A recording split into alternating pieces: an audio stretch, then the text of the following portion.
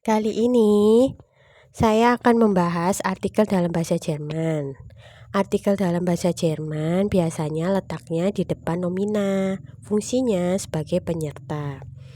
Dalam bahasa Jerman, artikel itu terbagi menjadi 3. Artikel maskulin yaitu der, kemudian artikel feminim yaitu die, dan artikel netral yaitu das.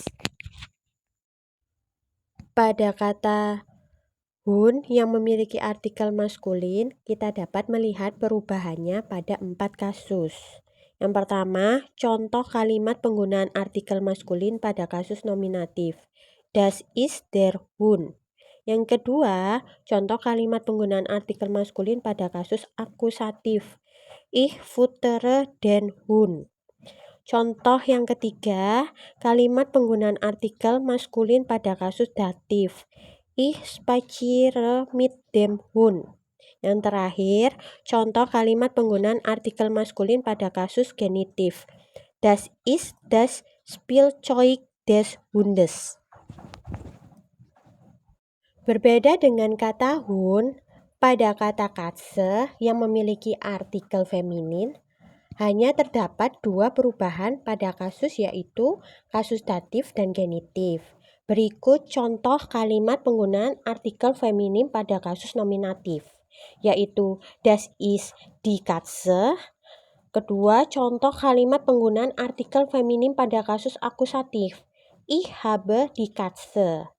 Yang ketiga, contoh kalimat penggunaan artikel feminim pada kasus datif, ich schlafe mit der Katze.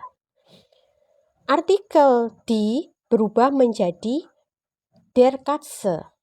Kemudian yang terakhir, pada contoh kalimat penggunaan artikel feminim pada kasus genitif, angesichts der Katze.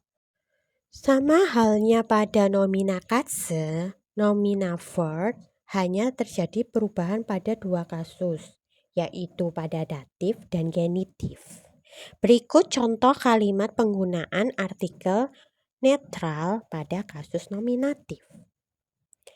Das Wort ist weiß. Yang kedua, contoh kalimat penggunaan artikel netral pada kasus akusatif. Ich sehe das Wort. Contoh kalimat penggunaan artikel netral pada kasus datif yaitu der Vater geht morgen mit dem Wort. Yang terakhir, contoh kalimat penggunaan artikel netral pada kasus genitif, das Wort des Reiters ist weiß. Plural berarti jamak. Semua nomina jamak memiliki artikel die.